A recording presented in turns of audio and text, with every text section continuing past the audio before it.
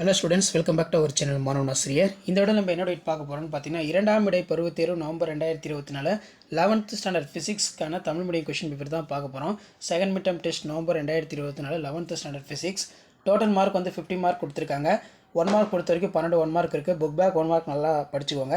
முடிஞ்ச வரைக்கும் இந்த வீடியோ ஃப்ரெண்ட்ஸுக்கு ஃபார்வர்ட் பண்ணுங்கள். So 11th standard second mid term test November 2024 physics Tamil மீடியத்துக்குன்னு சொல்லி நம்ம சேனலில் தான் நிறைய Tamil medium question paper upload பண்ணியிருக்கேன். இதெல்லாம் நீங்கள் நல்லா படிச்சிருப்பனாலே போதும். கண்டிப்பாக இதில் இருந்தால் கொஷின்ஸ் எல்லாம் கேட்பாங்க. ஏதேனும் 4 வினாக்களுக்கு விடையளிக்கும். வினா எண் 19 கண்டிப்பாக விடையளிக்கவும். 4x2 8. தொடுவிசை தொடாவிசை வேறுபடுத்துக. புவியியல் பருவ காலங்கள் தோன்றுவது ஏன்? நியூட்டனின் பொது ஈர்ப்பியல் விதியினை கூறு.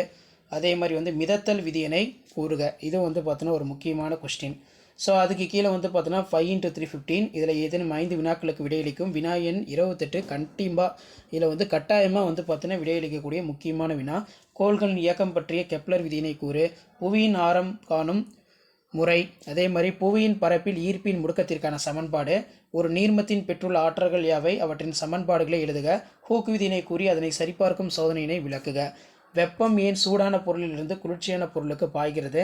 சூரியனிலிருந்து இரு கோள்கள் உள்ள தொலைவுக்கு தகவு. d1/d2 = 2 எனில் இரு கோள்கள் உணரும் ஈர்ப்பு புல வலிமைக்கான தகவு யாது? 5 மார்க் பொறுத்த வரைக்கும் 3x5 15. இதில் பார்த்தீங்கன்னா புவி நிலை துணைக்கோள் மற்றும் துருவ துணைக்கோள் பற்றி விரிவாக விளக்குக. விடுபடு வேகம் என்றால் என்ன? அதற்கான கோவையினை தருவி. அதே மாதிரி நுண்புலை நுழைவு என்றால் என்ன? நுண்புலை ஏற்ற முறையில் நீர்மம் ஒன்றின் பரப்பு விசைக்கான கோவையினை தருவி. பாஸ்கல் விதியினை கூறு. நீரியல் தூக்கி பயன்படும் விதத்தை விளக்குக. அப்படிலாம் செயல்படும் விதத்தை விளக்குக. நல்லியல்பு வாயு ஒன்றிற்கான மேயர் தொடர்பு பெறுக, ரொம்ப முக்கியம். குளிர் பதன பெட்டியில் ஒன்றின் செயல்பாட்டை உரிய விளக்கங்களுடன் விளக்குக. ஸோ இதான் 11th standard physics common second mid term test November 2024க்கான ஒரிஜினல் கொஷின் பேப்பர். ஸோ நமக்கு 11th standard common second mid term test November 2024 physics பொறுத்த வரைக்கும் நீங்கள் எந்த டிஸ்ட்ரிக்டாக இருந்தாலும் சரி, கண்டிப்பாக அந்த கொஷின் பேப்பரோட கொஷின் நல்லா படிச்சிருப்போங்க. தேங்க்யூ.